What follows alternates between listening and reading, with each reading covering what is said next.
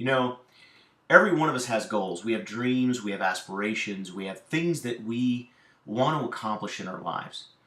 And most of the time, goals aren't just something you kind of stumble into or you're kind of halfway in the process of before you go, I think I want to achieve this. In other words, it's not like you've been at the gym for a year before you go, I think I'd like to get in shape. I mean, typically the goal is an idea or a vision that you have first, and then you put into place the process to achieve it, right?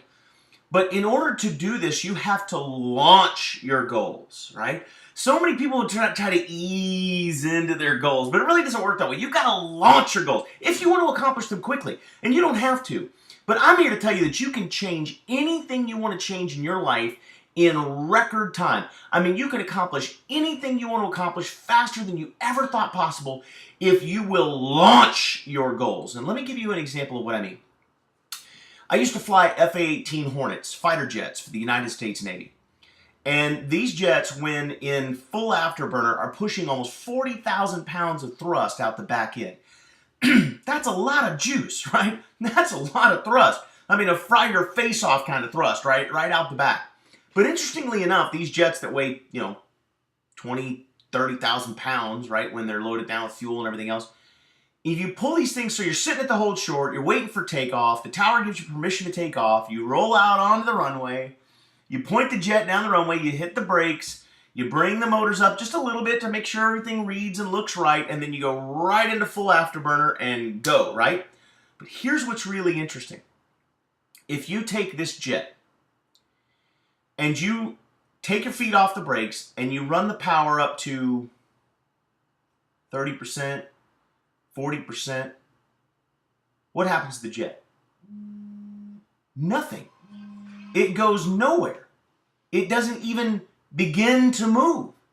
Now, at 30 or 40% power, I mean, you might have 10 or 12 or 15,000 pounds of thrust coming out the back end of that thing, but yet it's not going anywhere. To get the jet to move, you got to go to full afterburner.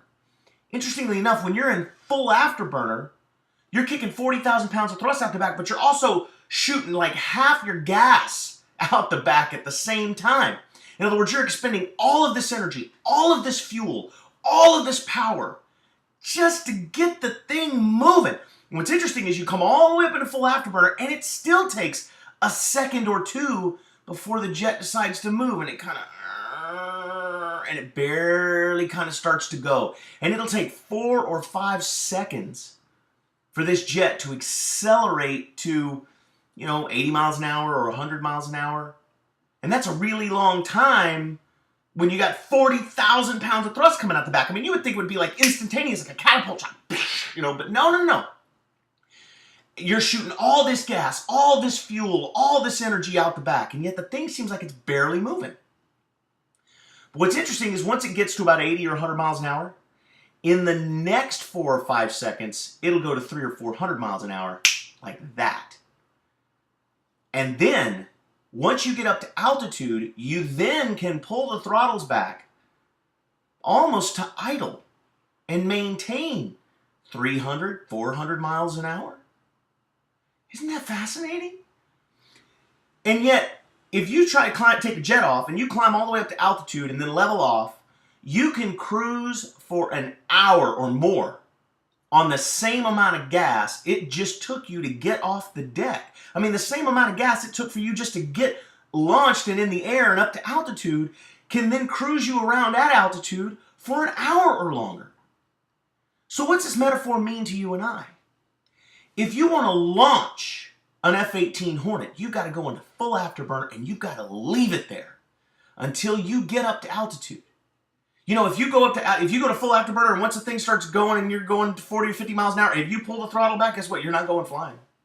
It's not going to get off the deck. It doesn't matter how much runway you have. It's not going to go flying. You've got to leave it in afterburner. And the same is true for our goals. See, so many of us, we want to get in, and sometimes we go right to full afterburner, right? We're like, but if our goals don't take off like a catapult shot, we pull the throttle back. Something's not right. Something's not working. Or we go to full afterburner and we start to see a little bit of results, but it's not the bang, shebang explosion of results that we were hoping for. So what do? We pull the throttles back. I'm going to take a break. I'm going to relax. I'm going to take a deep breath. Something's not working. If you want to achieve your goals in faster than you ever thought possible, here's what you must do. You must go to full afterburner with your efforts, with your energy. You've got to let all your thrust, all your energy, and most of your fuel go right out the back while you're giving it everything you've got in forward motion. Every bit of energy, every bit of fuel, every bit of effort, all focused on forward motion, and you've got to leave it there in afterburner for as long as it takes to get airborne, to get your goal launched, to get up to speed on the path to what you want to achieve. And once you begin to achieve some results, once you begin to see the results occurring in your life, whether it's health or wellness or fitness or financial, whatever it is, as you begin to see the results, what that means is you're now climbing. And as you begin to see great results, and the speed of those results begins to accelerate, now you're reaching altitude. And at some point, guess what? You'll be able to pull the throttle back almost to idle and maintain exceptional results in your business, in your health, in your relationships with a quarter, a fraction, a tenth.